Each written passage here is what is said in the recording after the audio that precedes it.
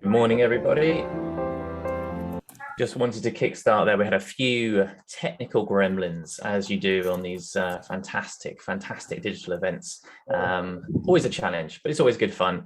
Welcome to the Green Pilgrimage closing event. My name is Luke. I'm going to be the host for today. We'd like to keep today interactive and dynamic, so feel free to ask any questions in the chat as we go. We've got some amazing guests and speakers who I will be quizzing throughout today, so we can all understand a little bit more about the Green Pilgrimage and the project and everything that's been happening over the last 5 years.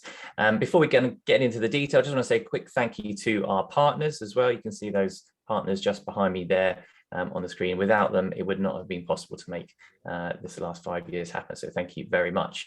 Whilst we have a few more people joining, I'd like to kickstart and also get to see who is here today as well. So I'd like you to use the chat feature. Okay, so for those of you who are new to Zoom, you can go to the chat feature, which should be shown at the bottom of your screen, where you'll be able to enter the following into that. Now, it's really simple. What I'd like you to do is in chat, either use a 1 or a 2. So based on this question, so which has the highest percentage of global tourism market? Is it number 1 or is it number 2? So number 1 is for wildlife tourism, number 2 for religious tourism. So what do we think? If you use the chat, there we go. I can see people using the chat already. There we go. Great to see. There's lots of people going for number 2. I think there's only a few people. I think it's Martin. I think it's gone against the crowd there. Martin's gone for number 1. Let's have a look. It is in fact number 2, religious tourism as well, which is great. Great start to the day, isn't it? So well done to those of you who said number 2 there. We're moving on to the next one. Which had the highest number of completions in 1985? Was it number 1, the London Marathon, or number 2, Camino de Santiago? Which do we think it was? Okay, we've got a mix here. Christina with number 2. We've got Peter with number 1. The numbers are flying in, so I'm pleased to see that number 1, everybody is awake. That is great to see, but also that we also know how to use the chat function as well. Let's have a look at the answer to this one. It was in fact the London Marathon, but wait, let's go to the next one. Which had the highest number of completions in 2019? Was it the London Marathon or the Camino de Santiago? Which one do we think it is? Lots of, there's 100% 2. Is anybody going to say number 1? There's one person, Catherine, has said number 1. Let's have a quick look. It is in fact number 2 with 347,000 completions in 2019, which is fantastic to see that growth over that time period. Now moving on to the next one. What proportion of pilgrims are traveling for religious reasons? Is it 40%? If you think it's 40%, press number 1. If you think it's 60%, press number 2. Welcome to those people just joining as well. Get involved if you can using the chat feature, as everybody is there. Great to see everybody's involved. Let's have a quick look. It is 40% of people are traveling for religious reasons. And we go to our final one. Which had the highest number of visitors in 2019? Was it Disneyland Paris or St. Peter's Basilica, Vatican City? Which one do we think it is? Lots of people. Number 2's there. You can see the theme. You can see the theme emerging here. Let's have a quick look. For those of you just joining, just get involved with the chat function. Remember, you can ask any questions throughout today using the same feature that you're using now to answer it. Let's have a look. It was in fact St. Peter's Basilica, Vatican City. So congratulations if you said number 2. And that is our opening game to kickstart. Make sure that you're all awake for today and you know how to use the chat feature. As I say, if you have any questions, please do put them in the chat as we go. We can pose those to our speakers, or if we don't manage to get to it in the content today, we'll make sure that we follow up after today's event. We'll be collecting all of those questions as we go. So feel free to do that. And again, welcome from myself and the team to this the Green Pilgrimage Closing Conference. So let's have a quick look at the running order for today. So first off, we're going to interview Catherine, who's been the lead on the project through over the last 5 years. We're going to find out more about what the project's all about. We're also going to be interviewing Francisco Singo Lorenzo, head of the department for sorry, I've lost my track there, to talk about the famous Camino to Santiago route in northern Spain. So we're going to hear from Francisco shortly. We're also going to be interviewing Dawn, Martin, Angela Fabio, and Carlo Lorenzi OBE, and we're going to find out more about the Pilgrimage project before we then go into our breakout sessions. So that'll be an opportunity to get your input. So we're going to hear a lot more about from you in that section. So feel free, when we go into those breakout sessions, I'll remind everybody at the time, but introduce yourself. So it's a time to unmute, get involved in the conversation and contribute to the information sharing process that we're all involved with as well. We then have the second section. We're going to be interviewing Hans Morton Lovrod, the head of the National Pilgrim Centre in Norway. We're also going to have Pilgrimage from Travellers. So we're going to hear directly from Victoria and Bethany and find out about their pilgrim journey that they've been going through, and also from Mike on the travel, looking at the travel trade, so looking at the impact on the tourism sector, and Maureen regarding the funding of the Green Pilgrim project, before we wrap the event up and head on our very own pilgrimage journey, where we have a little quiz to find out which type of pilgrim you are. So that should be a nice interactive ending to the session today. Before we go over to Catherine, I just wanted to pose this question and ask you to, now that we know where the chat function is, I'd like to pose this question. So if you get a moment just to answer this question, what do you think motivates people to go on a green pilgrimage? So if you could just take a moment whilst we are here, if you could write your answers in the chat and press enter, that would be absolutely fantastic, just so we can get a feel for the room. And what do you think motivates people to go on a green pilgrimage? So please do answer that. The challenge from Liz. Yeah, absolutely. Search for meaning, Giancarlo. Absolutely. It's really interesting. And I think it's, we're going to hit adventure, fulfillment, to simplify and reconnect. Lovely. I'm loving these already. This is great to see. And getting away from a busy modern life to seek deeper meaning in life from Lee. Very nice, like that. Self-awareness, personal journey, faith, fantastic. Yeah, some really different answers there, but at the same time, loving the idea of that simplification, a bit to reconnect. Absolutely. So yeah, lots and lots of reasons why people go on that, and we're going to explore a lot of this today as well, hearing from lots of different people from different aspects as well. Art and nature from Jane, again, lovely angle there as well, which is great to see. And thank you guys as well. The more that we contribute to the chat, the more involved we all are, which makes the event even more special as well. So please don't hold back. Use that chat function as well. It's great. I'll do my best to kind of call out questions as well, and also any comments as well. Multiple motivations, often unconscious. Interesting one there from Victoria as well. I like that. Fantastic. Right. Well, that's a great start. And thank you very much so far for the interaction, and more of that to come. Please keep that interactivity coming throughout today. So first up, we're going to hear from Catherine. Catherine, if you can get ready just to sort of unmute, that would be fantastic. And we're going to kind of kick things off today, maybe just as an opening simple question as to, what is the Green Pilgrimage Project? What's it all about? What's the sort of the nuts and bolts of it for those who don't know? Thanks, Luke. It's so lovely to see everyone. The Green Pilgrimage Project, it's a policy and good practice project, and it's between 6 European regions: Romania, Sweden, Norway, Italy, and Norfolk and Kent in the UK. And so for 5 years, we've been working together to identify pilgrimage best practice, to review our regional and European policies, and to put that into practice with physical and digital investments. But in a nutshell, it's all about sustainable tourism, heritage, and well-being.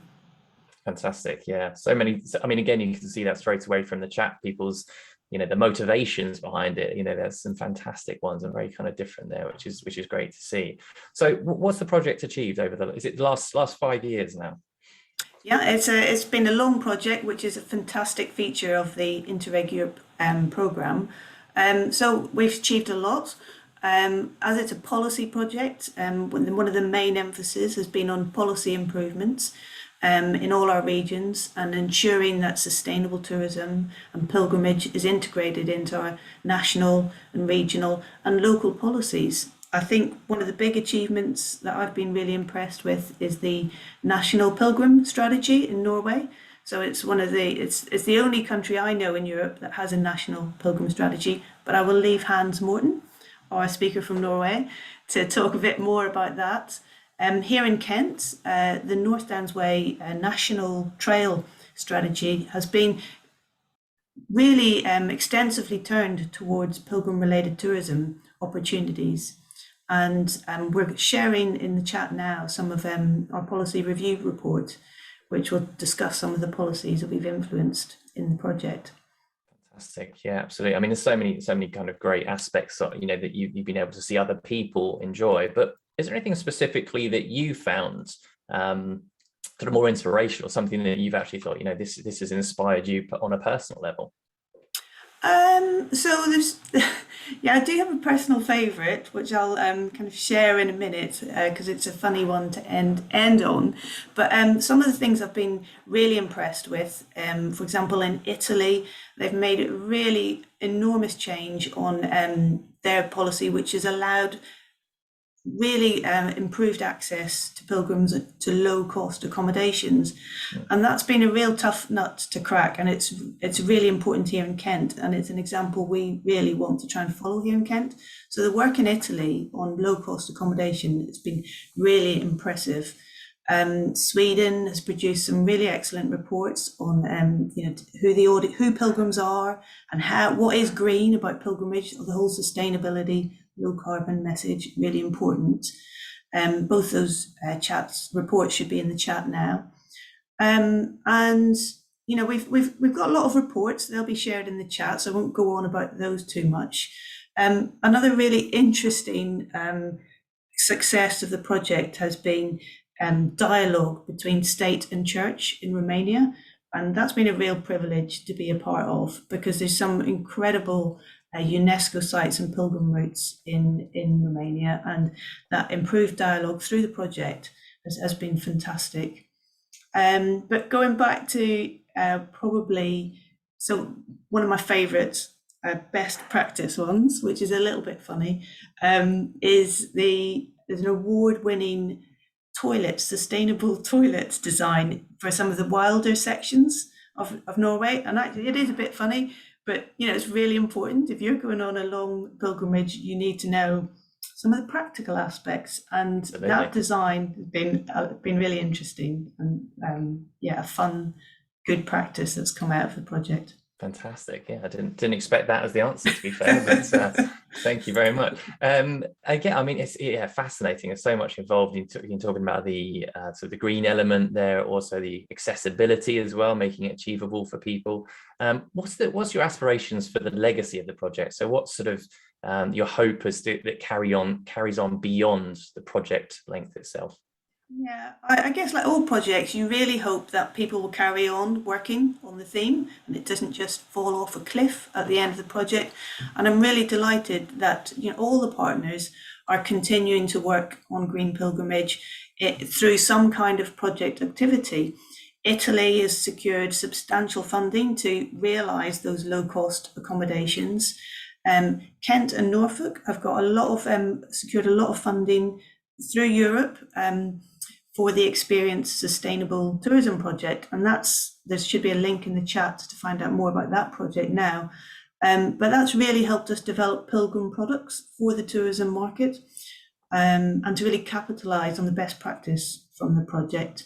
In fact, two of the experiences that we've supported through the project, developed by Paul Claydon and the British Pilgrimage Trust, and Don's going to speak to us later, but they're really unique half-day taster sessions of pilgrimage, but are specifically designed for the tourism market. And we've worked with Airbnb experiences to get those onto a global tourism market, so people can have these really wonderful taster sessions of pilgrimage, and the live links to those are posted in the chat as well.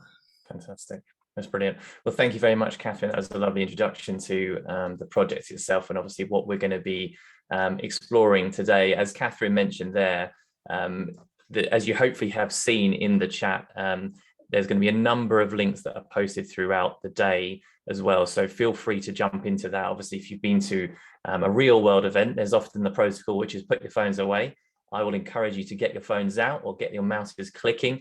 You can explore the topics that we're talking about in a lot more detail by following those links that are there, or copying them for later as well. And as a reminder, as I said before, please do keep on posting questions, comments throughout as well, and we can get to those as well. There's a comment there from Per saying, we hope to keep relations between partners in the network and continue to develop pilgrim routes and cultural routes in Europe. Absolutely love that sentiment. Thank you very much for sharing. Now I'm going to hold my ear here because it makes it look like I'm trying to sort of dial somebody in from sort of technical difficulties here. We are looking to get hold of Francisco. Francisco, are you there? I know that people have been emailing and trying to get hold of you, but I know that may not be possible. We'll give him just a second. If not, the guys who are already in the panel session, we're going to jump to that momentarily. So I've stalled enough. I'm holding my ear. It's nothing it just makes it look like I'm trying to do something technical to resolve it, which I can't. So we're going to go straight to our panel session. So let's just get that up on the screen there. So we have Dawn Champion from the British Pilgrimage Trust. We have Martin Crowther, Maison Dieu from Dover District Council, Angelo Fabio Atolico from the Puglia region of Cultural Routes in Italy, Carlo Lorenzi, OBE, the Confraternity of Pilgrims of Rome.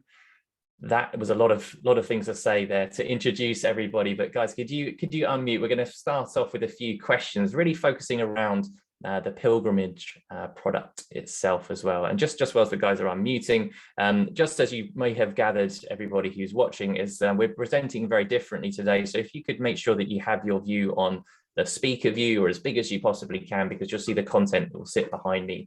We're not going to be jumping in and out of presentations as you may have experienced in other meetings before. Right, let's get into this. So Dawn, I can see that you're unmuted and you're ready to go. Okay, so the first question, I understand you're launching a sanctuary. Can you tell us a bit more about that? Yeah, so Sanctuary is really about fulfilling a practical need, but also kind of supercharging it with this sort of kind of spiritual, cultural experience as well. But Catherine was just talking about the importance of providing low-cost accommodation. What Sanctuary is bringing pilgrims to places that are essentially community assets, so typically churches, but also village halls, sports pavilions, perhaps redundant buildings, and enabling those to be provided as bunk space. Pilgrims give a small donation in return for this sort of place to sleep. So not only do they have very reasonably priced basic accommodation, but also it means they kind of get to continue their pilgrim experience through the places that they sleep as well. The flip side of it, of course, is it means that those donations are going straight into those communities, and they're going straight into the community assets that typically are always kind of in search of funds. So it roots pilgrimage right in the heart of that community and delivers a benefit from it as well. Fantastic. And I can see Amber's just posted in the chat there a link to the project there as well that will kind of give everybody a bit more information. Fantastic idea. And again, it's that accessibility piece, isn't it? Allowing it to be something that everybody can get involved with. So thanks very much for that, Dawn. We'll come back to you in just a second. Moving over to Martin. So you've been redeveloping the Maison Dieu, which has been built to accommodate pilgrims coming from the continent to visit the shrine of Thomas Becket in the Canterbury Cathedral. How are you going to highlight this pilgrimage heritage for future visitors? So not just something historical, but how are you going to do that going forward? So I'm fairly new to the project, actually. It's only just started about 3 months ago. But we have a wonderful strand for the Maison Dieu, which has a history going back over 800 years, and it started off as a pilgrim hospital, as you say, for pilgrims going to Canterbury. but we very much want to make the building, when it's completely revamped and reopened in 2024, we want to make it a real focus for pilgrimage, not just in Kent, but internationally as well. And it's in a perfect location, as it was in medieval times, as a place that can welcome pilgrims either travelling from or to the continent. So we very much want to make this a key feature. I love the idea of the sanctuary, which Dawn was just talking about, and I'm sure we'll become one of those. Thank you, Dawn. We really want to make it, as accessible to the widest number of audiences as possible. So we are working very closely with all sorts of community groups in Dover and the surrounding area, but of course want to make very strong links with all you guys as well, not just in the UK, but across Europe. Fantastic. So we should look to hear more about that in the future, I'm guessing. That's right, yes. Absolutely. Well, thanks very much for that, Martin. Again, a fantastic project as well. Just jumping to chat, mention there from Charlie, part of the team, just to say, everybody who is in attendance, could you please jump on that link and just complete that, just so we know who to share information with post-event. That would be absolutely fantastic. Right, Angela Fabio, if you can get yourself unmuted ready. The question that's going to come your way in just a second is, why do you think that pilgrimage is interesting to visitors coming to Italy, and how have you developed this into tourism products? Well, in Italy, the domestic and international markets are really interested in products and that immerse people in the landscape in a meaningful way, and the local community developing tourism in the area.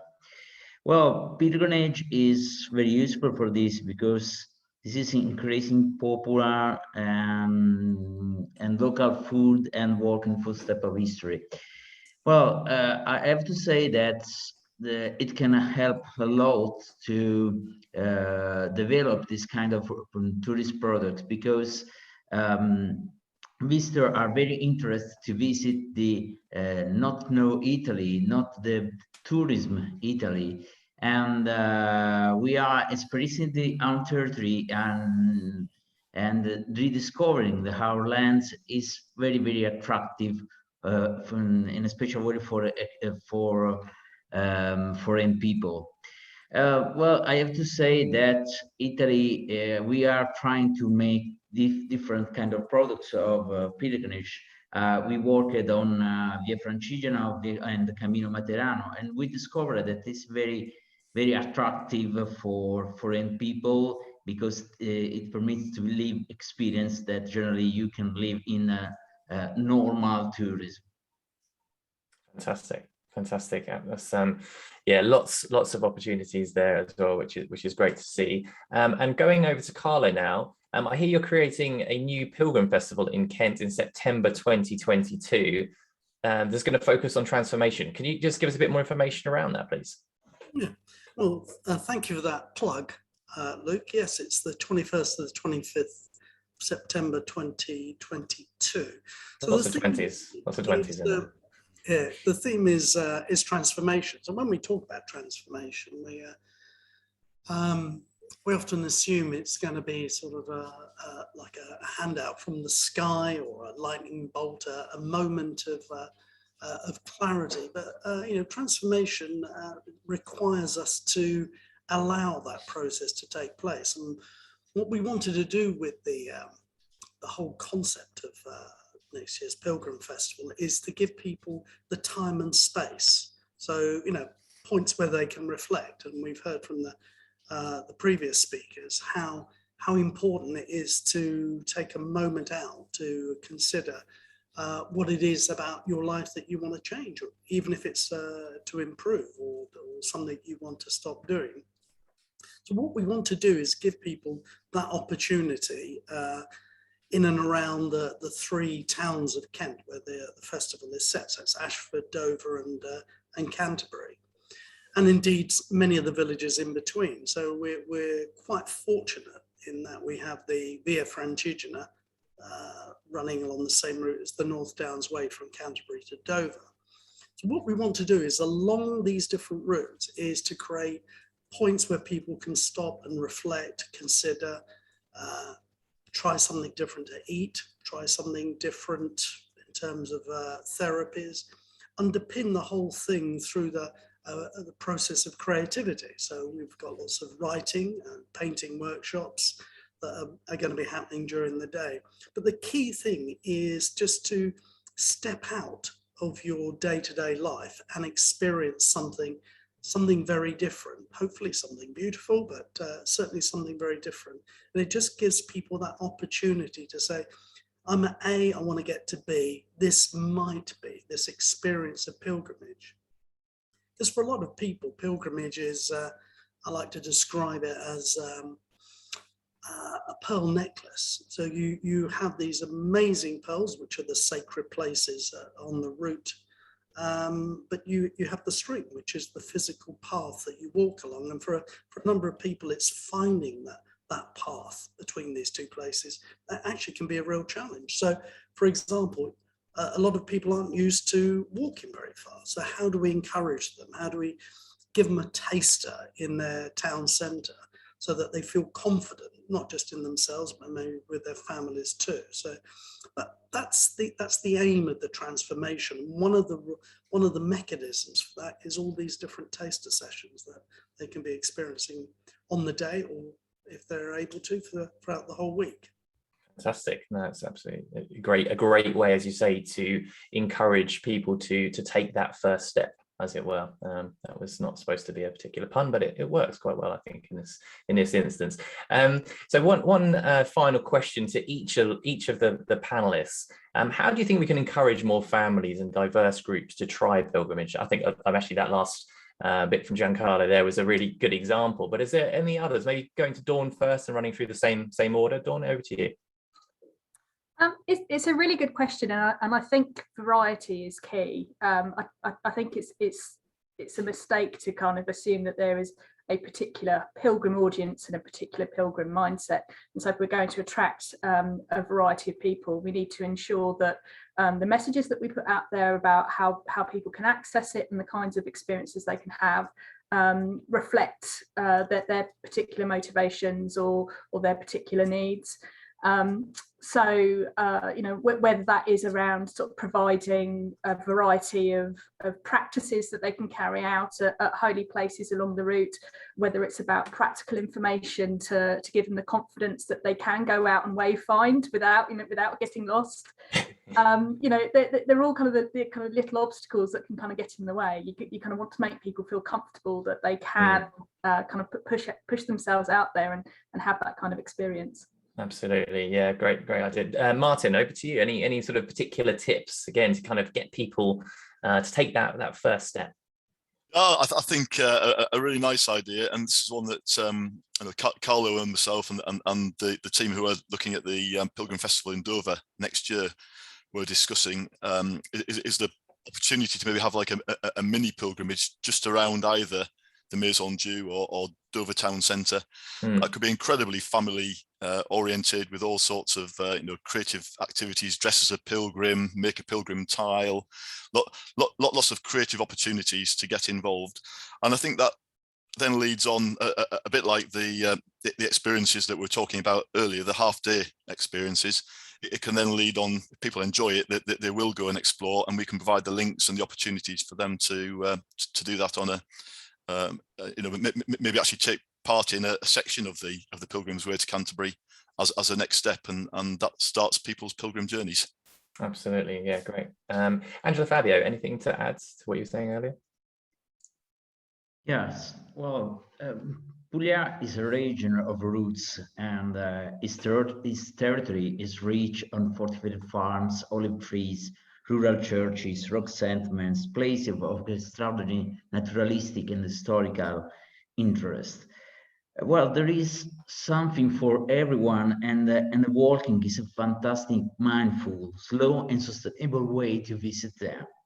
Pilgrimage is absolutely an activity for all, and if we are working for the local communities, act like that. And for this, I think that that pilgrimage is the perfect tourist product for families. Absolutely, yeah. Thank you very much. And Carlo, finally, anything to add? I think you had a great summary there of actually trying to part of the festival is to encourage people to make to get involved, to dip a toe in. Is there any additional bits that could be good to help maybe sort of break some barriers or perceptions that people may have about pilgrimage? I'd suggest that there are possibly two.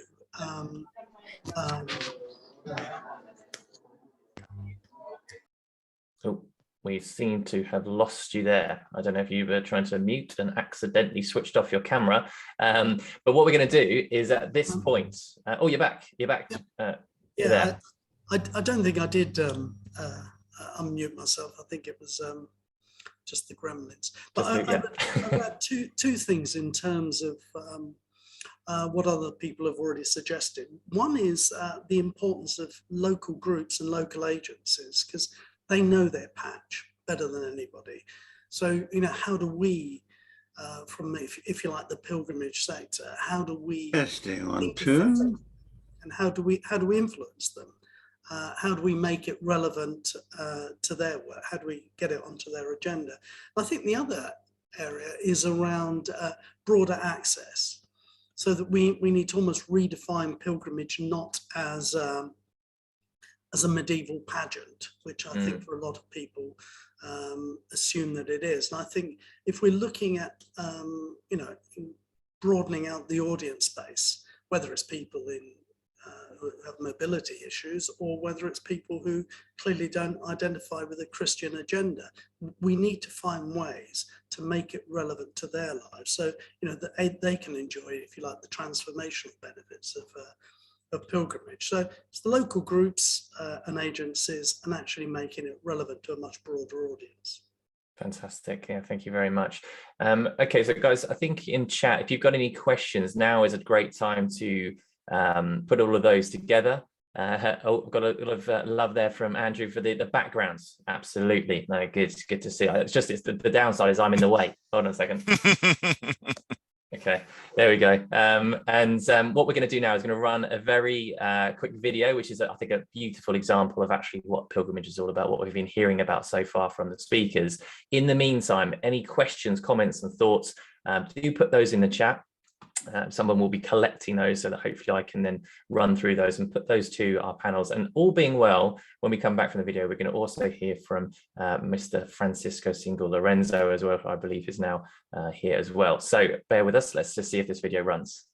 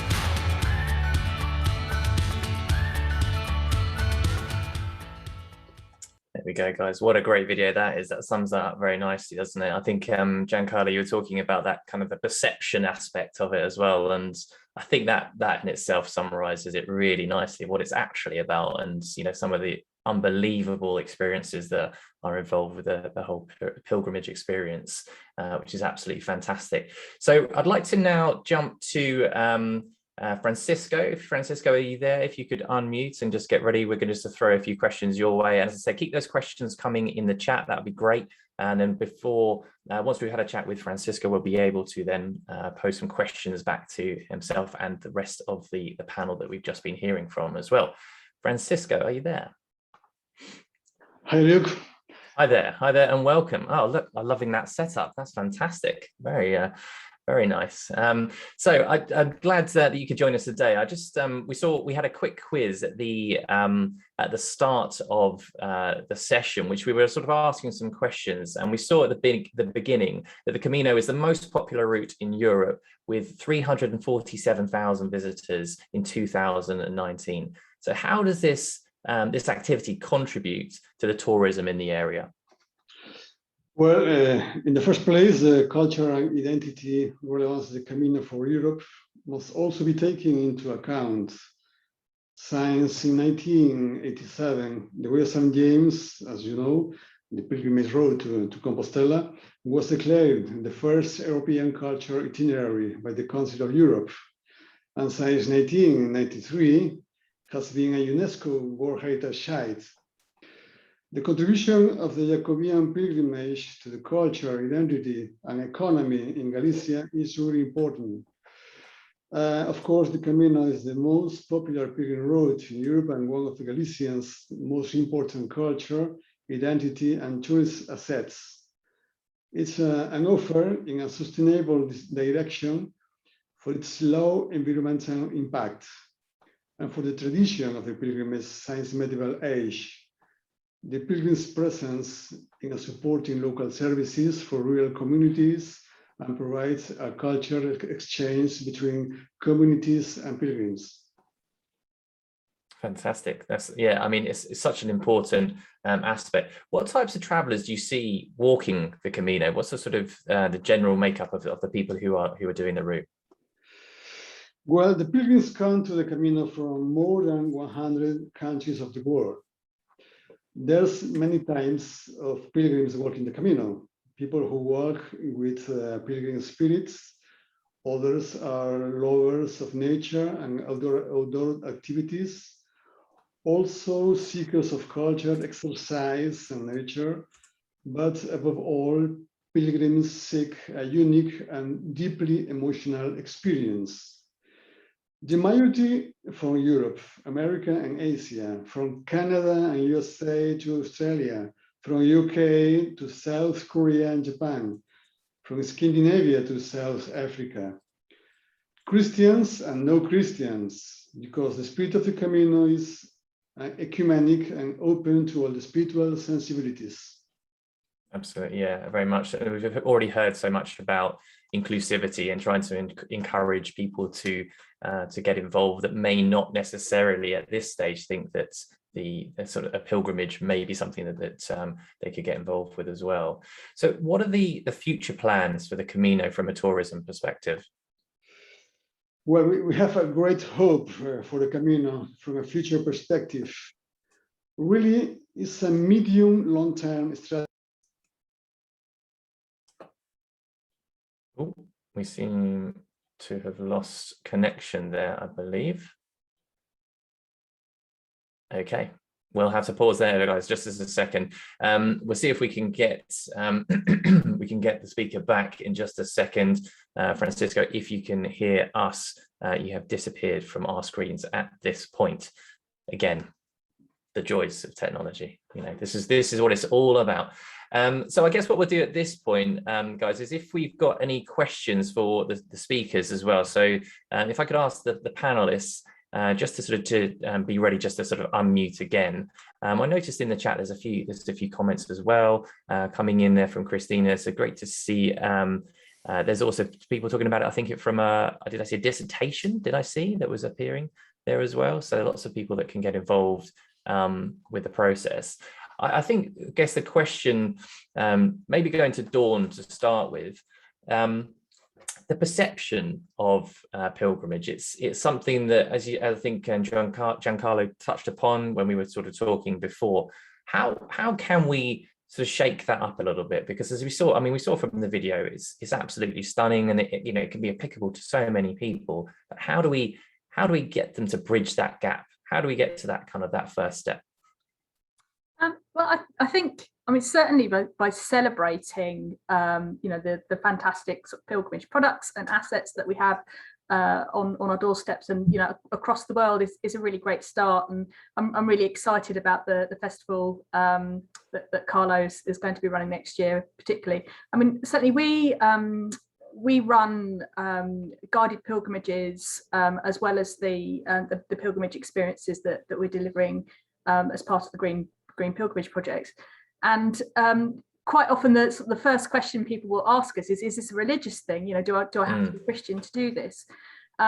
So we sort of try to include lots of information in terms of what that experience is like and what they can expect from it. And so I think once people have kind of got over that bridge, people are really interested. What's sort of happened in obviously in the last 18 months or so is everybody's sort of discovered the benefits of our daily lockdown walks and kind of going out and kind of have discovered the joys of walking again. And so now a lot of people are kind of looking to take it to the next step. So there's an audience there ready and waiting to discover pilgrimage. So we just need to make sure we position ourselves in a way that people can discover us. Absolutely, yeah. I think that's a really, really good point. And maybe sort of building on that one, Martin. What I mean, you mentioned it there during lockdown. I mean, it's been an interesting one for a number of different reasons. And there's obviously some really bad aspects, but there's also some positives. And actually, I think a lot of the sort of the talk about this is that reconnection. I think that in chat when we asked at the start there, what is it that motivates? Is that reconnection, and maybe something that I've seen through work as well is that our team are looking to reconnect a little bit more with themselves. We've got the digital deluge, digital distractions. We don't step away from it now. How do we think? How can the pilgrimage aspect really sort of help tap into that, as Dawn was alluding to? What can we do to encourage people to look at pilgrimage as an option to reconnect? I think there's lots of things we can do. One of the things, just from a personal perspective, working for Dover District Council, is that we've all been encouraged as departments to actually go out and do something as a group together, which haven't been able to do for a while. So I could see there'd be lots of opportunities for people in workplaces to connect on pilgrim journeys or walks in the countryside. Equally, we're going to be working with some hard to reach groups in Dover, many of whom probably haven't been out into the wider countryside often for a very long time. So it's introducing this to them in small steps. I think there's some wonderful parks around the Dover area, so we may be thinking of some activities that we could do in some of those lovely green spaces and then taking it from there. But you're right, it's something that's very important to people, particularly at the moment, and I think it's a great opportunity for everybody to really think in lots of creative ways about how we can tap into this. Absolutely, yeah. And we are just running quite close to time on this one before we go into the breakout sessions as well, guys. So again, just sort of get yourselves ready for that. We're going to just jump into smaller groups so we can have this kind of conversation in a bit more detail. Before we do, I've got one final question. Giancarlo, it was just a question. We talked about the kind of the reconnection, the mindfulness aspects.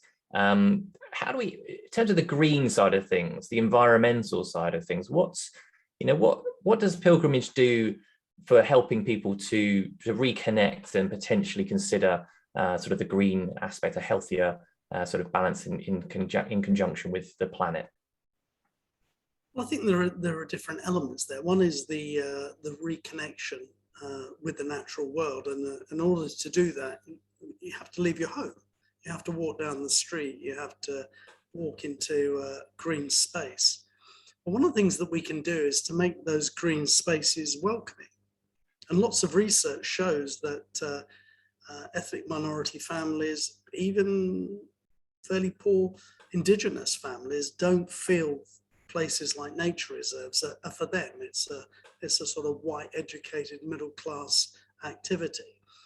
But I think what we need to do is, in order to get people out, whether it's onto the Via Francigena, the North Downs Way, the Old Way, is to do outreach. We need to make these green spaces meaningful for people. Because, we're not expecting that everybody will have a sort of John Muir moment of clarity whilst they're in the natural environment, but they will find it less threatening. They'll find it a place of peace and tranquility, and a place where they feel that they can reconnect with.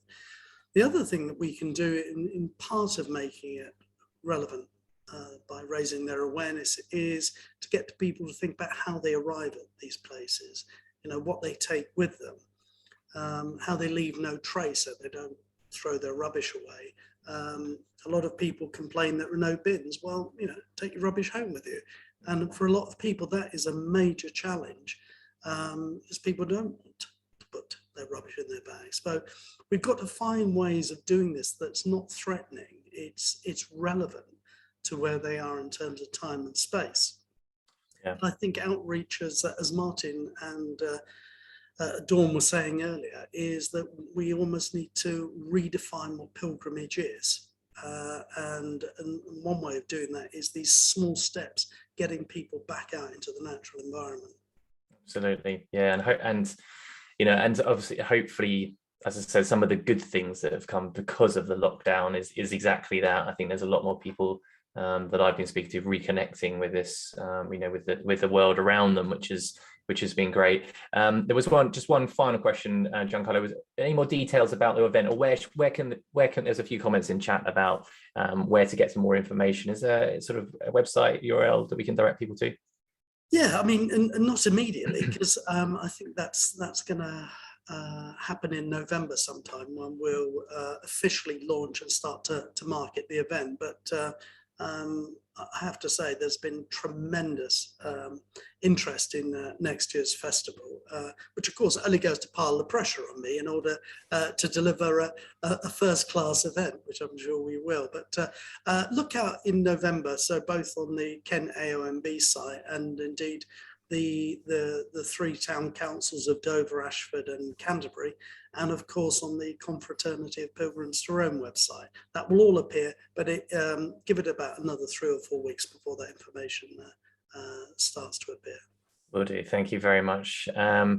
Just going to chat, there's some, we've gone to toilets. The chat has gone towards the conversation regarding toilets, and lots of interesting kind of responses there. We heard from Catherine as well about one of her most, was it the inspirational question? I can't remember, Catherine, but some advice there around some of the composting toilets. And I saw a suggestion, there's local pubs, which could never be a bad stop off, I think, is there. So right, so what we're going to do now is we're going to go to our breakout room. So what's going to happen for those of you who are new to Zoom, in a minute, Amber is going to press a button.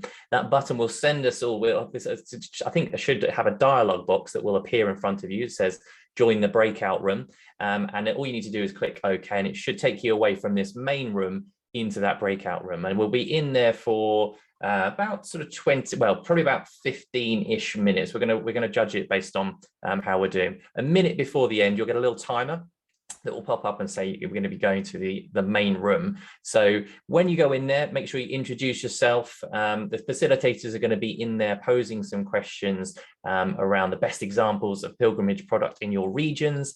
What are they? How are they developed? Who uses them? Those sorts of things. It's great to collect that information. Now, what I'd like the facilitators to do is just to make a few notes. Okay, so jot some key points down, key bits of information down. And when we come back to the main room, I'll get the facilitators just to open up and highlight some of the key bits that they and their groups have been talking about in the breakout room sessions. As I said before, please do keep the chat going as well. Feel free to utilize that when we come back to the main room, and it keeps the event kind of really interactive. So Amber, if you'd like to press that button, I'll see you all in about 15 minutes. You see that dialogue should be appearing in front of you. So there's a big blue button, join. Now, for those of you, if you don't see it, move the window. It's normally popped up behind the window is often what I've seen where that goes wrong. So if you move the window, you'll see there should be a little dialog box saying Amber Vellicott has invited you to join Breakout Room, and you should be able to see that. I can see some people filtering off, which is great. Should hopefully have some people appearing there. That's it. I think most people are clicking off, finding that dialog box. Well done for that, guys. Francisco, I can see you there. Sorry, I don't know what happened there. It cut. I don't know what happened. It just disappeared suddenly. You were talking and then you were not there. So apologies. We had to jump to someone else. I didn't quite know what was happening there. Okay, right. We've got a few people there. Still, if you're struggling, say hi in chat. If you need any help, we can hopefully direct you if you need any help there, but hopefully you should be able to see a dialog box as well. I'm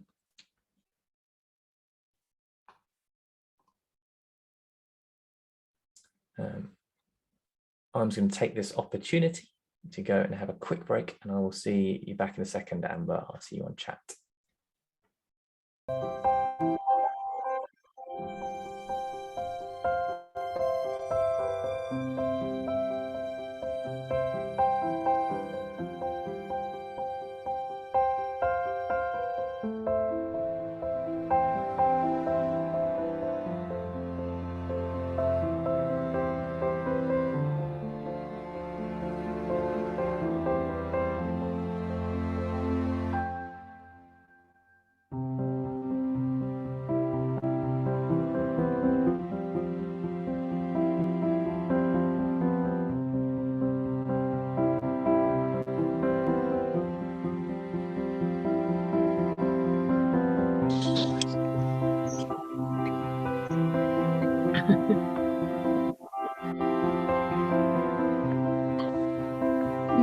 Hi guys, and welcome back to the main room. Just to let you know, you do come back in probably unmuted as well. So if you are mid-conversation, just be aware that you are now in front of everybody in the main room.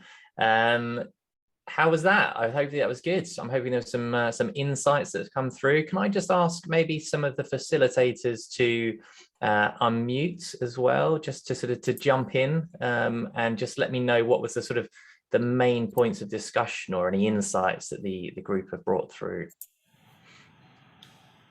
I'm happy to start. Oh yes, sorry, Catherine. Yes, please do go for it. Normally I'm very shy to talk, as everyone will know.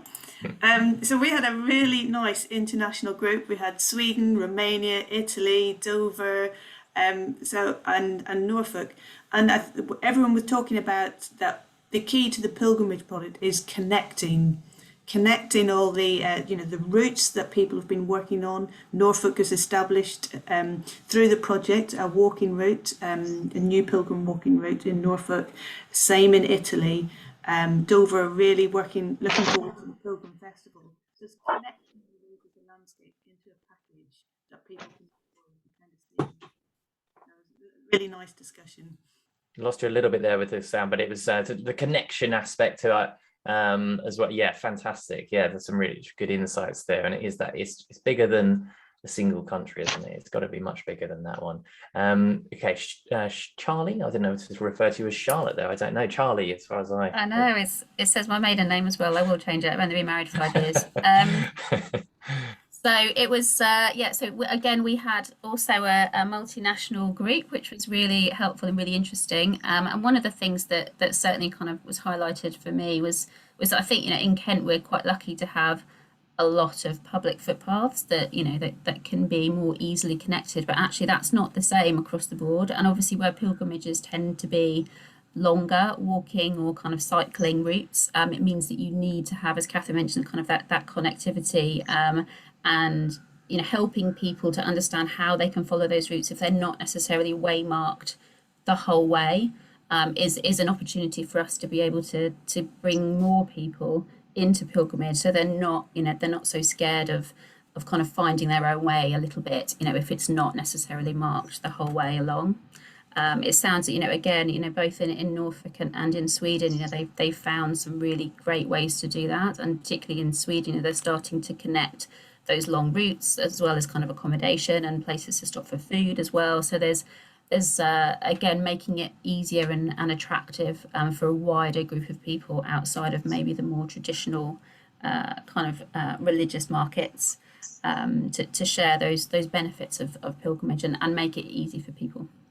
Fantastic, yeah, and it sounds like a lot of learning that can happen between everybody that's involved, in the sense that some areas might be more advanced in one area and others in another, and actually it's learning from each other's kind of potential failures, but also successes as well, to move us all forward as well.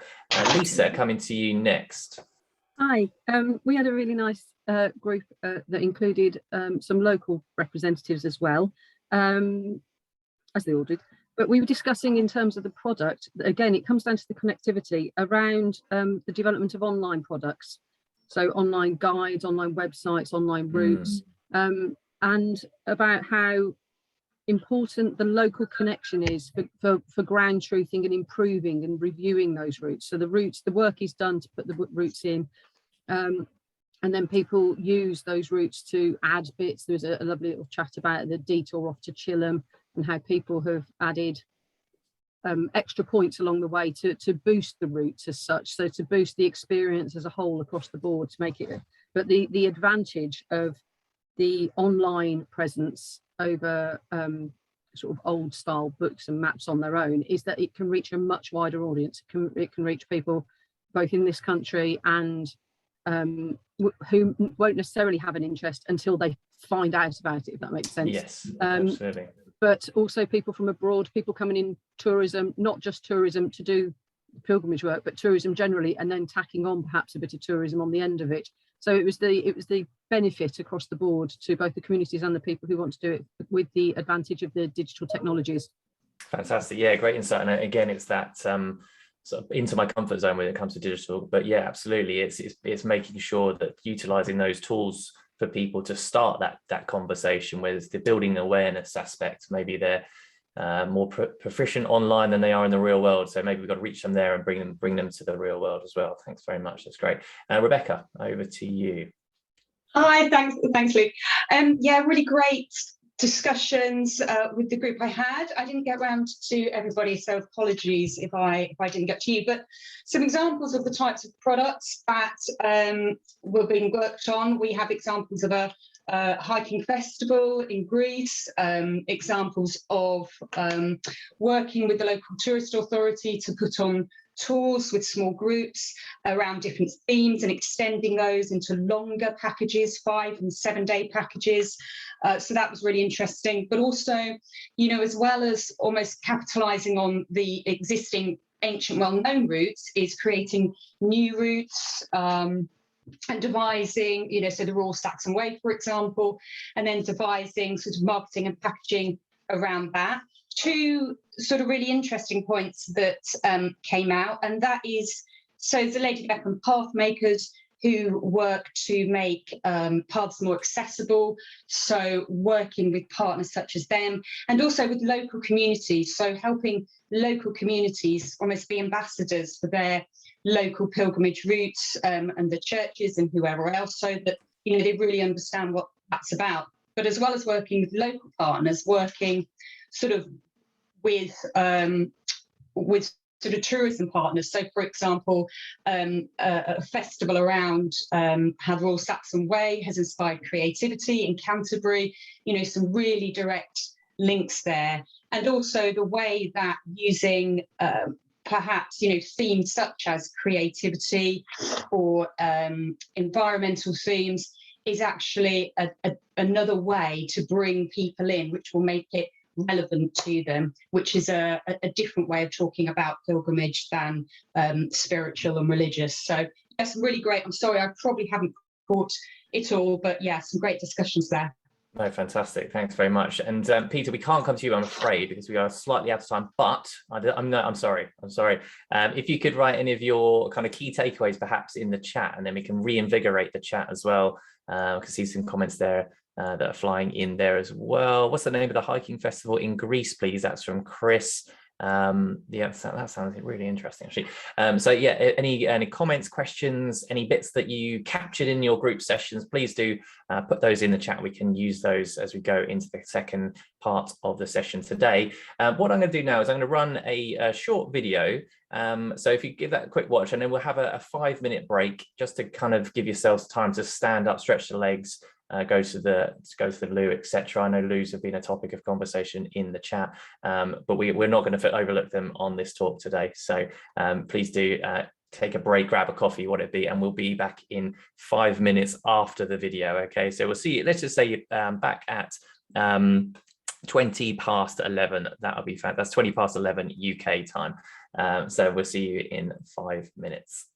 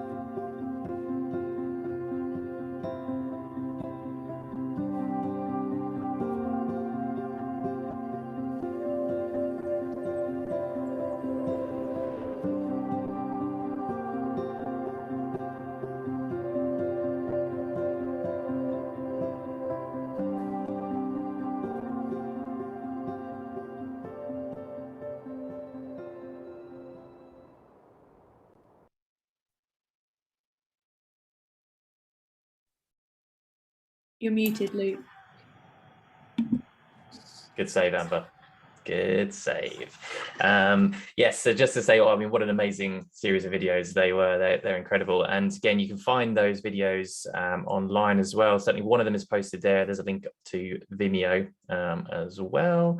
As I say, guys, if you need a quick break, now is the time. I'm just going to stall for another 2 minutes. So it's absolutely fine if no one's listening to me. I'll just carry on. But again, there'll be lots of links that we're posting there to the videos that's going on. Charlie, I don't know if the other one is available online yet. I know one of them is. I'm not sure about the other one, but if not, I'm sure we can add that. I'll post a link in the chat. Okay, great. Thank you very much. And also just a reminder from Charlie there as well, just if you could fill in the sign-in sheet as well, so you can see the link to that in chat, that would be absolutely fantastic.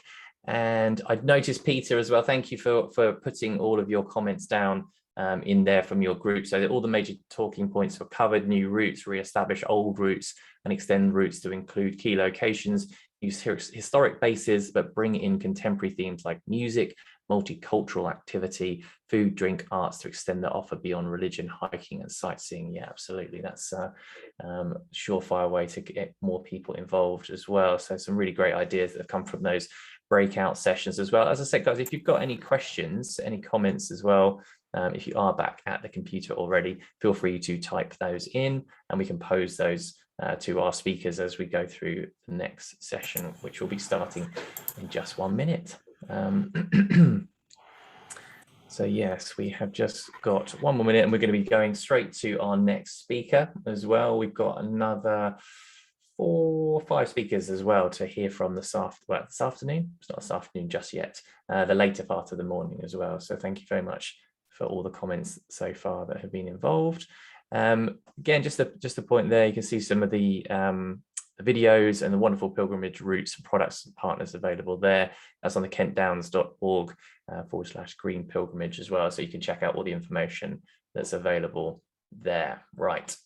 Okay, that brings us to 11:20 GMT. And speaking of tea, I hope everybody has in fact got a tea or a coffee in that very short break. And we move on to the next section. So Hans, Morton, I don't know if you are there, but if you are, could you just be ready just to unmute, please? That'd be fantastic. So we're going to now speak to Hans Morton Lovrod, the head of National Pilgrim Centre in Norway. A bit of a case study on pilgrimage within Norway as well. So Hans Morton, are you there? Yes, I'm here. Hello, everyone. Great. Thanks. So thank you very much for joining the session today. We sort of touched upon this earlier, that Norway's the only country in Europe with a national pilgrimage policy and centre. What impact has that had on tourism in the country? Well, first of all, I'm not quite sure if we are the only one, but I guess you are right. Yeah, what kind of impact does it have? I think so far, this has not affected the overall picture for tourism in any great extent. But we see that pilgrimages are receiving more and more attention in the tourism industry. Our values, such as simplicity, silence, and consideration for environment, are notified. And this fits into the profile where Norwegian tourism want to grow in the future. But I think the most important with the national strategy is that we have a pronounced political will to invest long term in the development of the pilgrim trails. And this governmental statement, it makes it easier for us to engage counties and municipalities, churches and volunteers in building the pilgrim routes for the future. Yeah, absolutely, yeah. And you know, my understanding as well is there's a real focus around sustainability within tourism as well. How does that manifest in terms of how do the policies that are in place help to support that ambition of a sustainable approach to tourism? Well, I think the way we build the pilgrim routes, it gives us attention when we, as we already have seen this video of the sustainable pilgrim stops with toilet systems and everything. I think when we do that, we show the rest of the tourism industry a way of building. What shall I say? It's a good example of sustainable tourism. And tourism is not only for the foreign visitors, but also for local users of the pilgrim path. So I think we are dealing with that. We have a good team for our routes.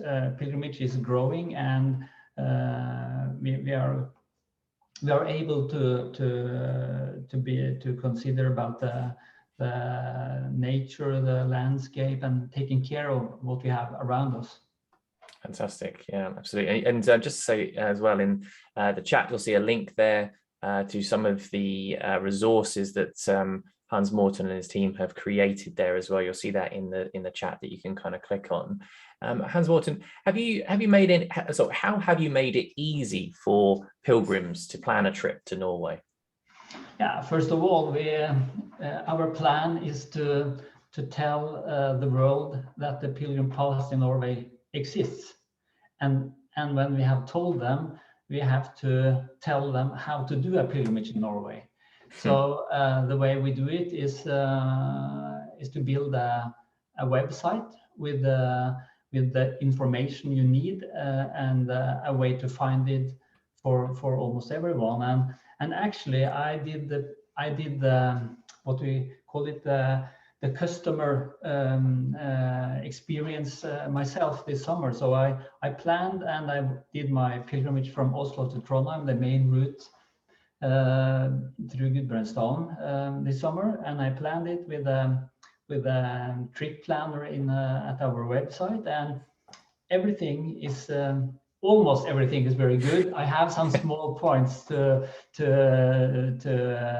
justify, or not justify, to moderate and to make them better. But overall, I think the website is a very good tool to both understand the distance, to find accommodations, to find places to eat, and also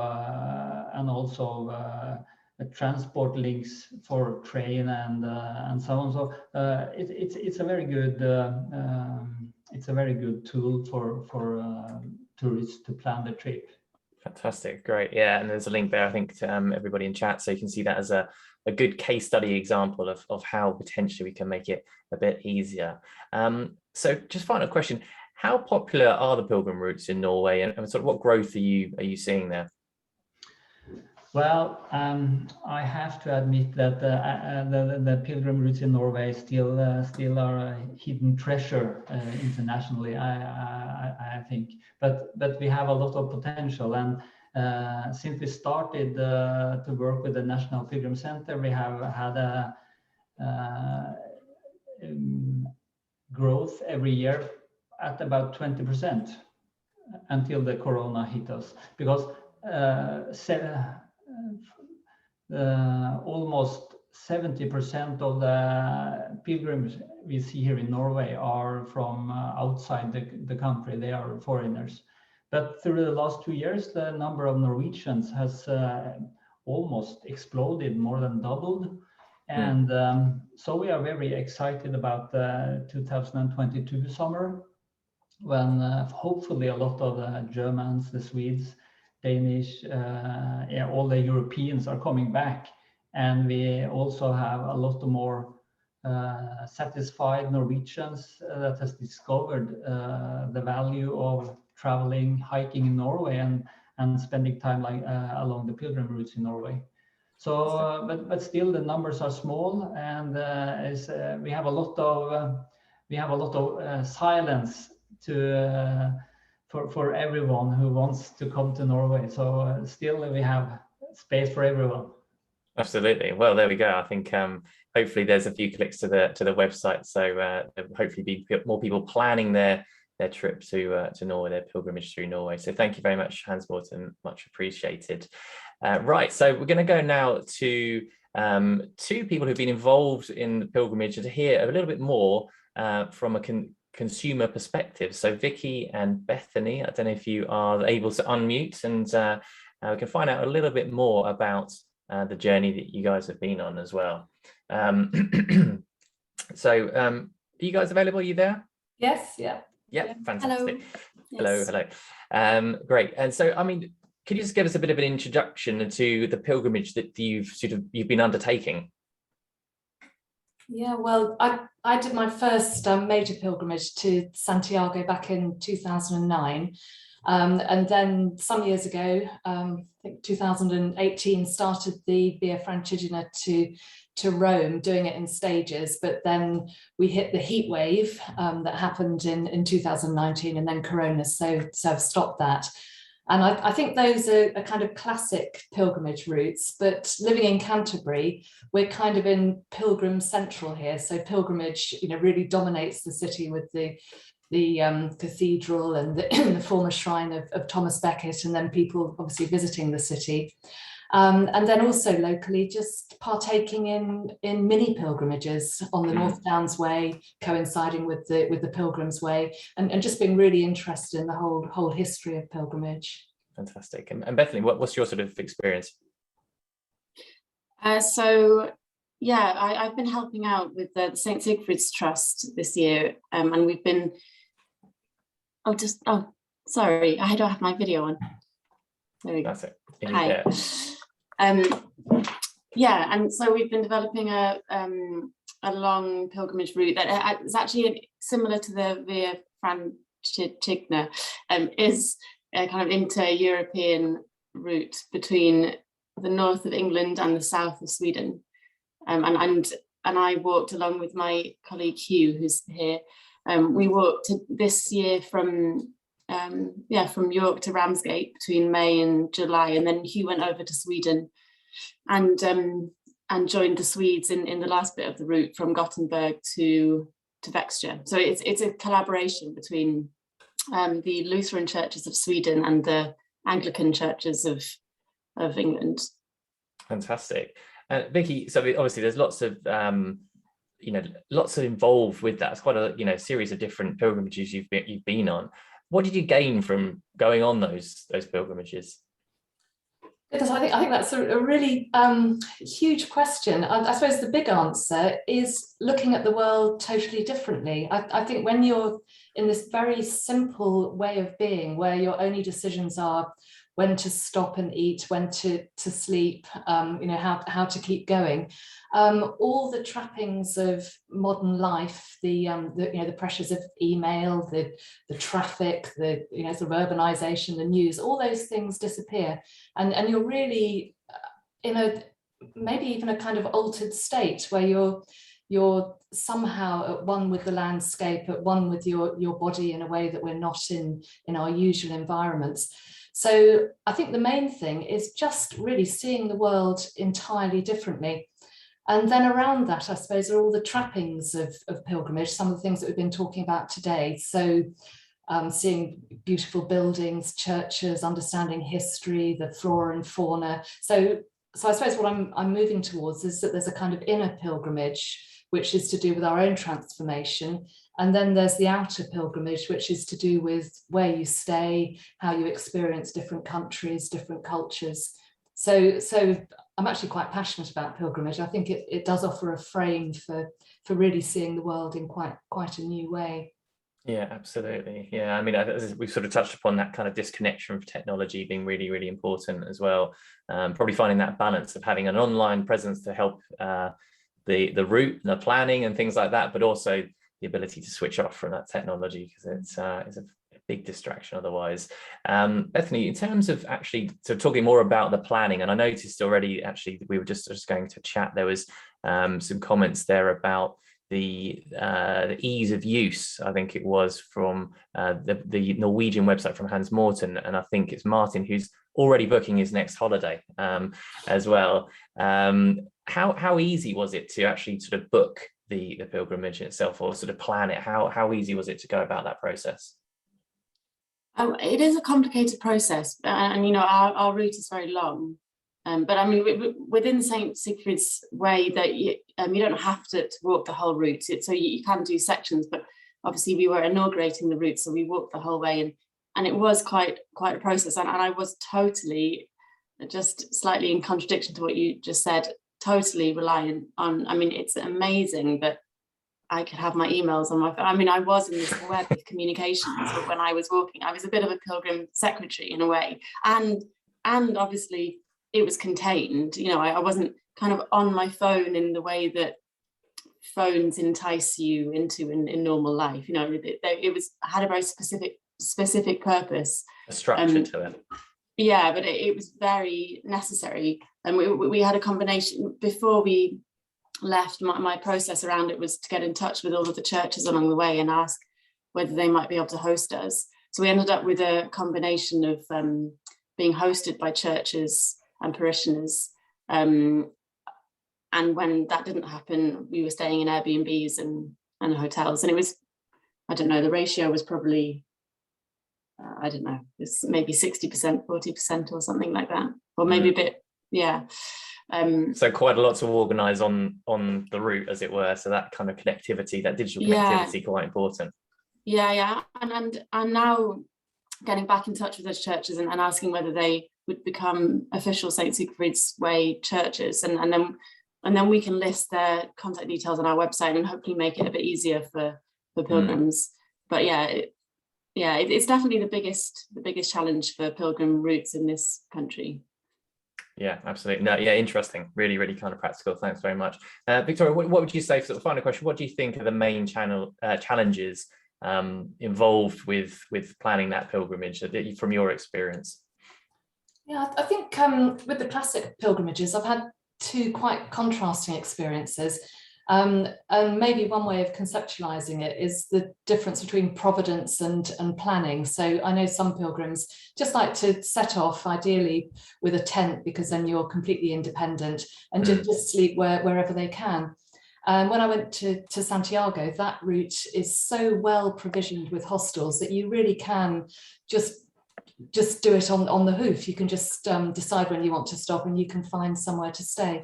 But traveling through northern France on the Via Francigena, you really can't do that, because there are long periods where there are just simply no accommodation. So you do have to look ahead, make sure that that places are open. And I suppose the challenge is being in that mindset where you can plan so much, but also being open to things perhaps going wrong. And sometimes when they go wrong, that's when you have the most interesting time and interesting encounters. Absolutely. Thanks very much. Yeah, it's as you say, it's trying to plan, making as easy as you can, but also being able to adapt. As you say, it's when things often don't go wrong. I remember some traveling pre days of smartphones, and it's possible. Who knew? But again, it went wrong quite frequently, but it became kind of part of the fun in itself. And thanks for that, Bethany, just posting in the chat there was a question around sort of what website what she was referring to, and the organization. So you can see there, Bethany has posted in the chat. So thank you very much for that. Right, okay, going over to our next speaker, we have Mike Newman, the Managing Director of B2Me Tourism Marketing. Mike, are you there? Can you make yourself unmuted? Yep, hello, can you hear me? Yes, we can indeed. Yeah, I can hear you. Thank you very much for joining us today. Just to kind of kickstart, we've sort of touched upon this sort of almost as part of the other conversations, but it's been a really difficult year for I say year, it's longer than that, for the travel industry. What's the sort of the current sentiments, and where's the industry in terms of recovery? So in terms of recovery, the industry is ready. The industry was never not ready, but the consumer is still looking for a lot of reassurance, and there's a lot of hand-holding that needs to be done in terms of supporting the consumer through the various mixed messages that this government has provided, and also how the rest of the world tends to see the UK.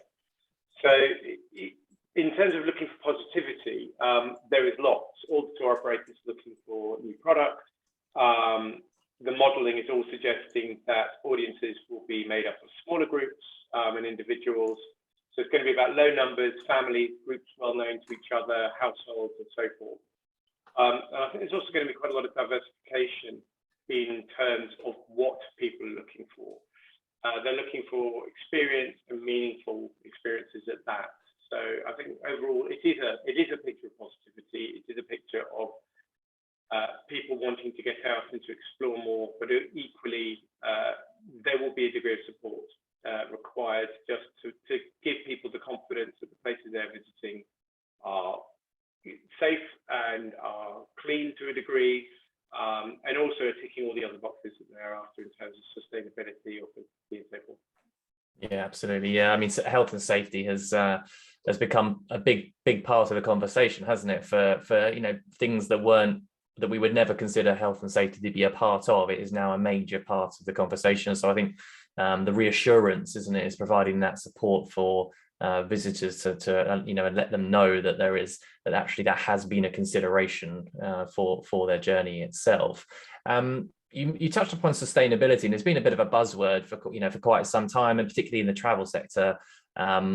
It feels like it's starting to become sort of more tangible now, something that actually is being taken serious and is becoming a good proposition. What's your view on sustainability in travel as it kind of sits? Because obviously often by definition, travel in itself, does have an impact on the environment. So how do we, is it something that is achievable, and is it something that's becoming much more of a reality now? I think it's absolutely achievable. I think that sustainability needs to be tangible. It needs to go above and beyond. I would like to do something eco when I travel halfway across the world to go and do something. You're not doing anything eco the second you get on the plane, and therefore it is important. I mean, there are tour operators now that will plant trees for every passenger that they pick up. They will plant a tree and create new forests. I think it's about the consumer taking a degree of control. There are loads more sustainable products and companies out there that support sustainability. There's a company, a tour operator called Byways, which only does flight-free travel, and sustainable tourism is at their very core. But there are also companies like Water to Go, which provide reusable water bottles, which have inbuilt filters so that they can be filled up from any water source, which particularly, as your previous speaker was talking about, if you're traveling long distances, particularly if you're an independent traveler and you're traveling long distances, it may not be feasible to carry enough water with you. But if there is a water source there, then you can buy one of these reusable water bottles, and you are guaranteed to be drinking fresh and safe water. I think related to that, the climate emergency in everybody's consciousness now, and so people will think about how they travel. I think people have a social conscience as well. They want to do the right thing by themselves and also by others, and I think this very much ties into the whole concept of pilgrimage and of moving really from the passive to the active, and actually getting out and doing things, but doing things with your head screwed on in a sensible way now, in terms of how you travel, where you travel, and the conditions in which you travel in. Yeah, absolutely. So we just a sort of a final question, because I think there's been a really interesting around that kind of the sustainability piece, and I think it's it's really an important part of travel, again, particularly when it comes to pilgrimage as well. So how can pilgrimage stakeholders work with the travel trade in order to sort of work together on these kind of the topics that we've already covered? I mean, the big, very large projects over the last couple of years, like the Mayflower 400 project, which really brought pilgrimage into the travel trade kind of ecosystem, if you like. It also tied into other areas like ancestry, which are already quite popular within travel trade.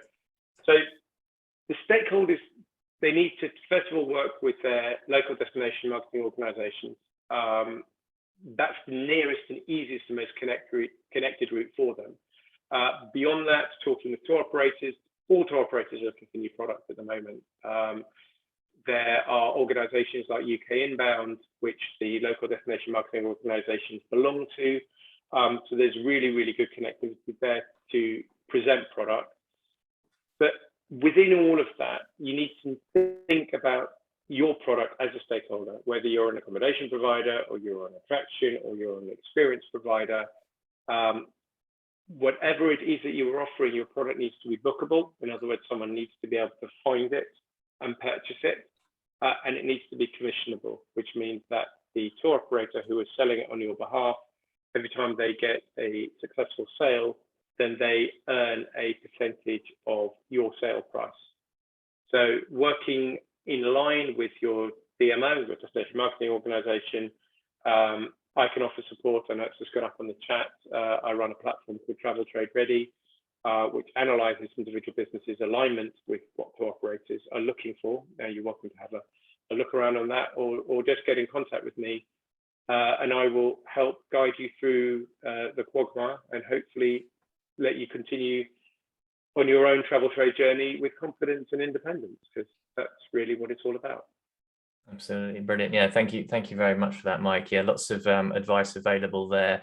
So if you've got any questions and you're looking to find out more about that integration with the travel trade, you can see some links there to Mike's website as well. So do feel free to have a click and have a look and get in touch as well. If you've got any questions for Mike or any of the previous speakers in that last section, so that's Vicky and Bethany, if you've got any questions, do please put them in the chat.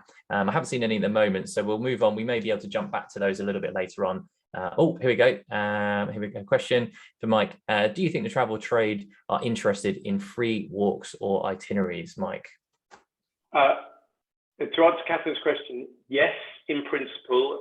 Just because something doesn't have a cost attached to it doesn't mean it can't be packaged.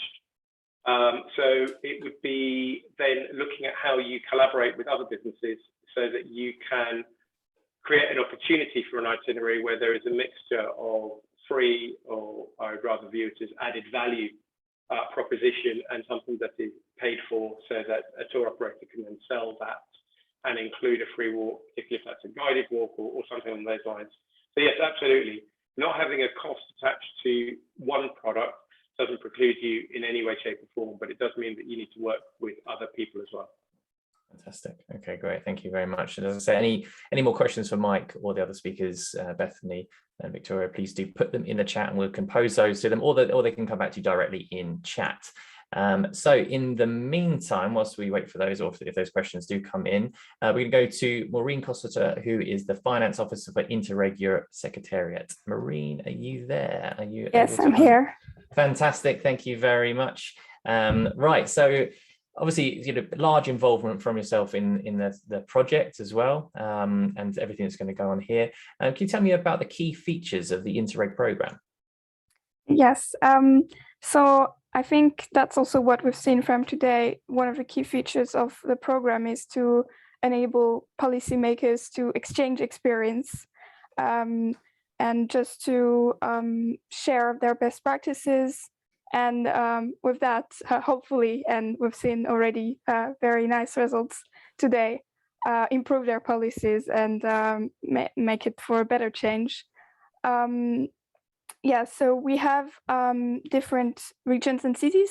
Some are less advanced, some are more advanced on this policy topics. We cover different themes. Preserving natural and cultural heritage is one of them. And we have about 35 projects that are tackling natural and cultural heritage. We have other projects who are about cultural roots as well. So I also invite you to check it out because, well, green pilgrimage is linked to that as well, sustainable tourism as well. So yes. Fantastic. Yeah, and actually just in the chat there, Amber's just posted, and also Michelle, thanks very much for joining as well. She's had to head off, but just to say that there's a link there to Maureen's presentation as well. So if you want to see some of that detail, you can do click on that link, which will tie together with some of the bits that we're talking about now. And as you say, I mean, the sort of the sharing of ideas, I mean, even just from today, that's been fantastic to see. What sort of other successes can you be sort of most proud of in this project? What have you, in addition to that knowledge share, what are the other things that you would classify as a success of the program?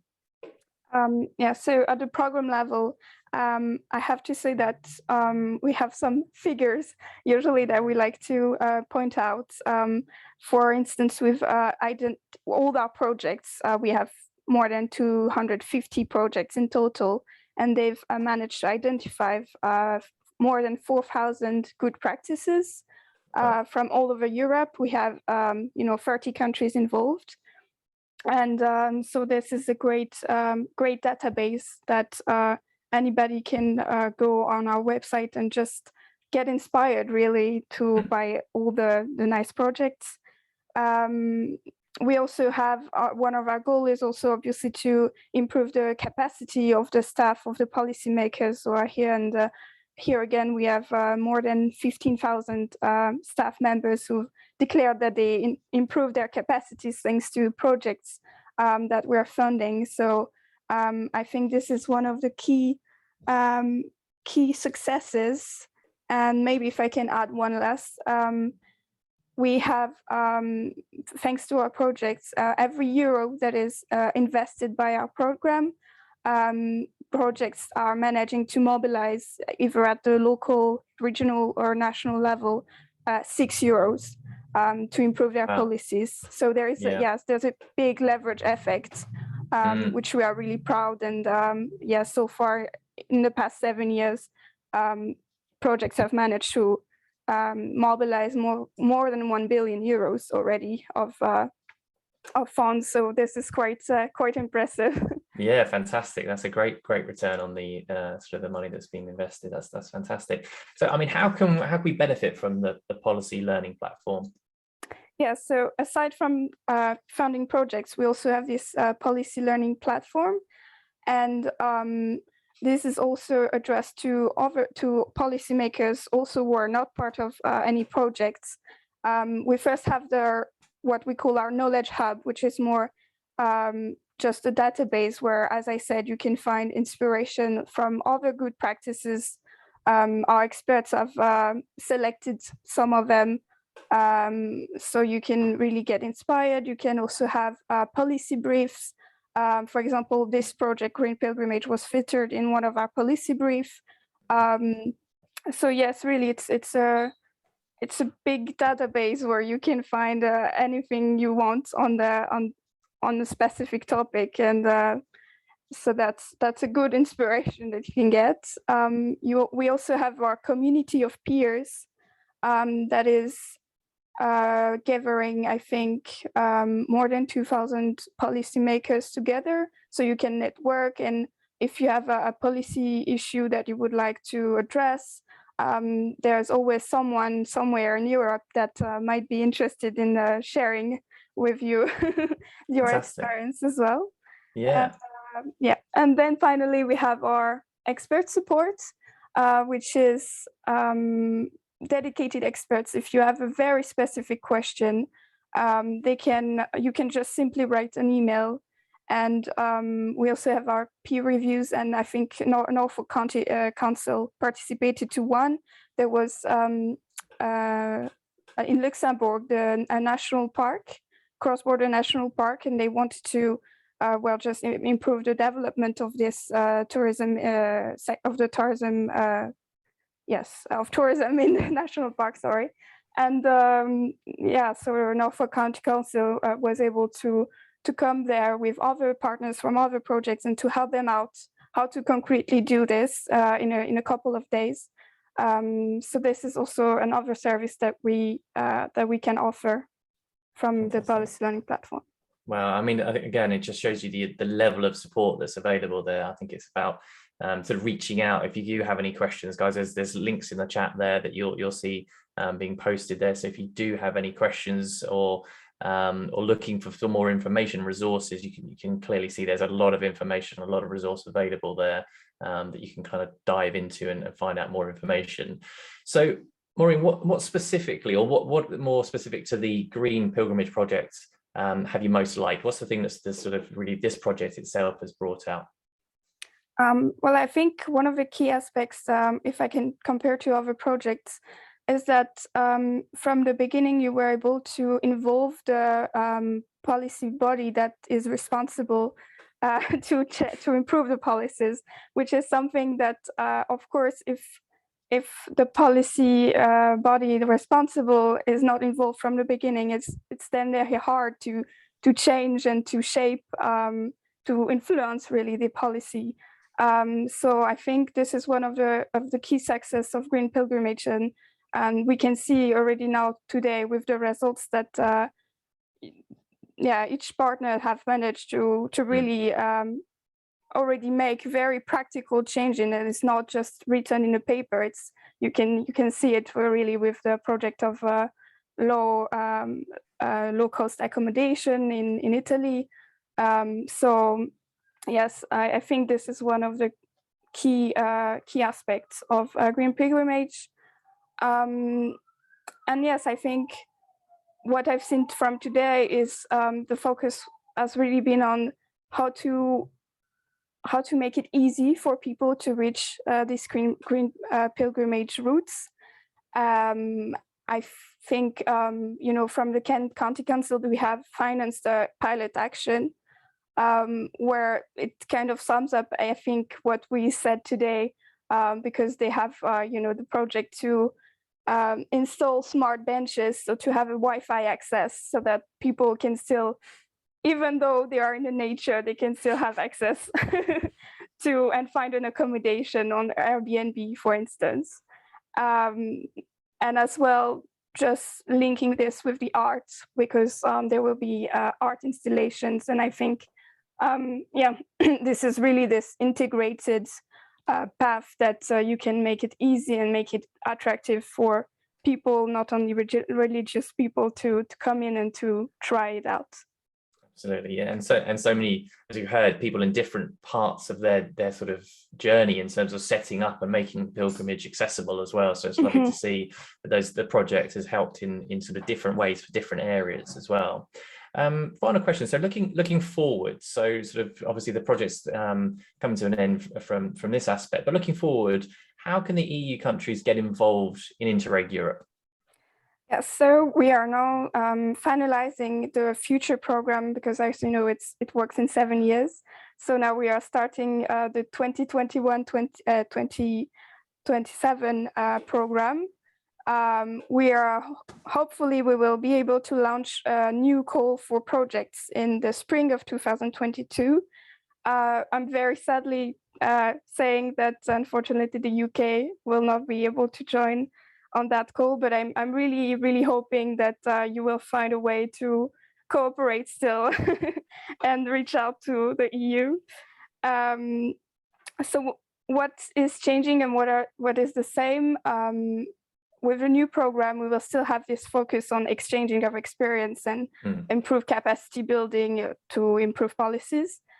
But one of the main changes is that we will not focus as much on improving the structural funds policy, but it will be much more accessible also for very local policies, so that partners, maybe smaller partners, can also make a change at a more local level, which is, I think, very interesting. And it doesn't have to be, I mean, in the case of Green Pilgrimage, it was, you know, as I said, easy to involve the policy body, but it's not always the case for every project. So yes, we want to really make it more accessible.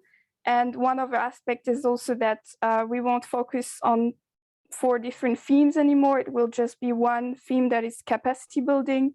So also more projects could apply, that it's not only you know, on research and innovation, only on preservation of natural heritage, but it will be again more accessible, because other policy issues could be addressed by the program. Absolutely. Thank you very much. Comments in the chat there. It's not a goodbye. It's the connections can still be there as well. It's just going to be slightly different, I think, is just the is the sort of the message of there. And there's a question there from Rob. Just the question there is just saying, just wondering why the UK is excluded from the Interreg going forward. Norway is not part of the EU. Yes. Well, unfortunately, it's in the case of Norway, you know, it's Norway who is participating to Interreg Europe projects. We are not financing with ERDF, so with regional funds from Europe. And in the case of the UK, they have decided not to do a kind of partnership that is similar to Norway, and bringing their own money to join the program. So unfortunately, that's the reason why. Thank you. Yes. So yeah, something that hopefully we can re-review in the future as well. Right. So thank you very much for that, Maureen. Just before we hand over to Catherine again, I'd like to try something. Let's just see if this works. Yes, it did work. That's always a good sign. So what I'd like you to do now, there's going to be a link that's posted in the chat. And this is just an example here of a little quiz, quiz that you can take whilst we are doing this one.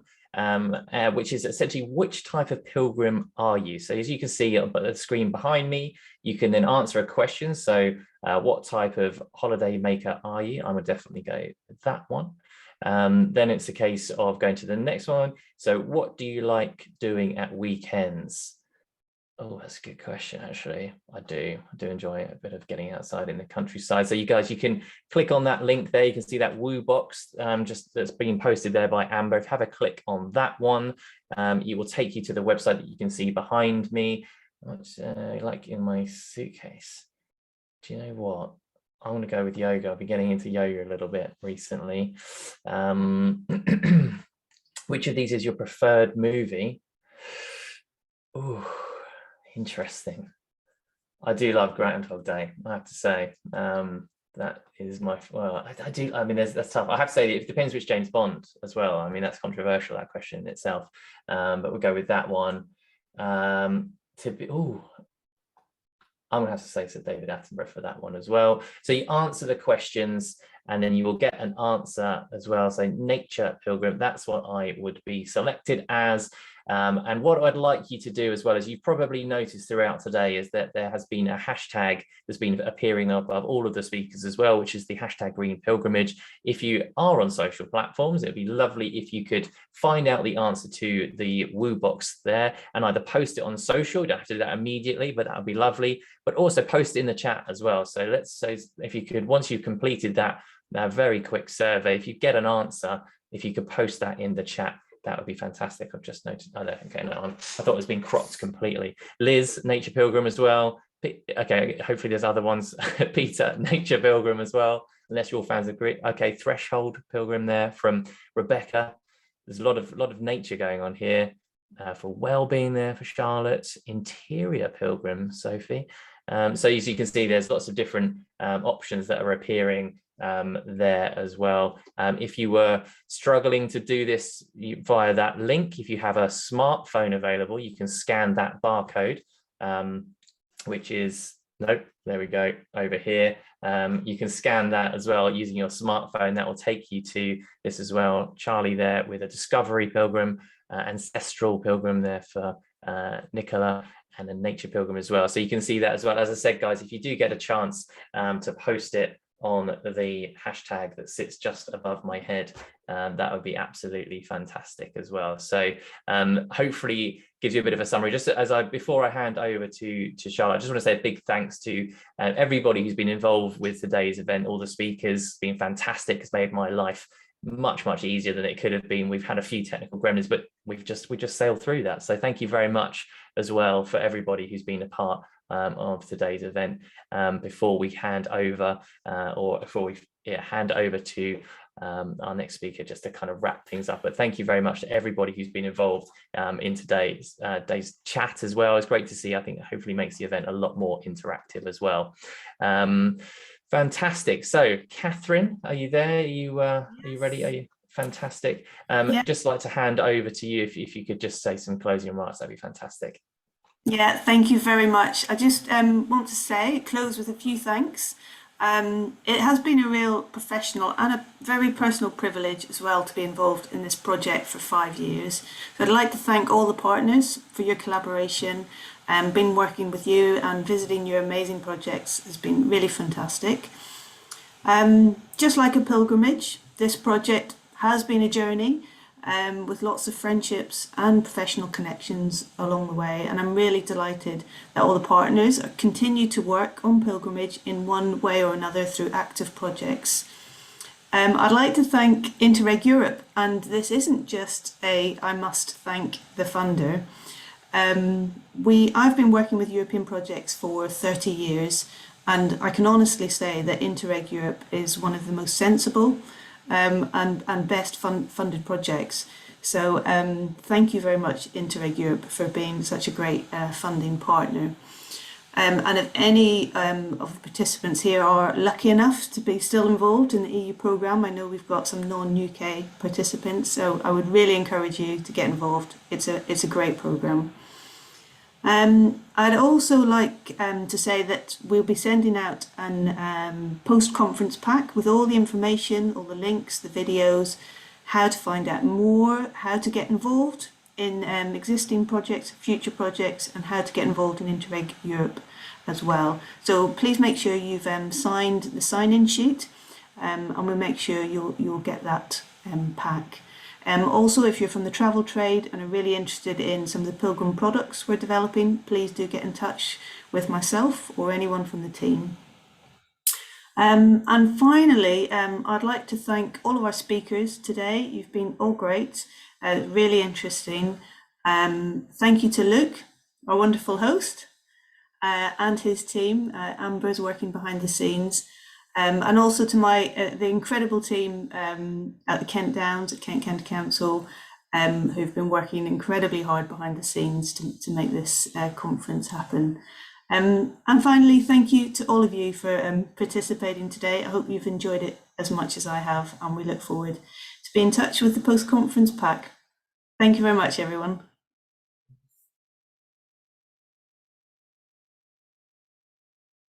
You're muted Thank again. you very so I got there first, but thanks, Amber. Yeah, thank you very much. And that's the end of today's event. I hope you enjoyed it. Enjoy the rest of your week, and thank you very much for participating. And as we said, the team will be in contact with the post event notes and links and all the documents that you have. So thank you very much, and have a good week.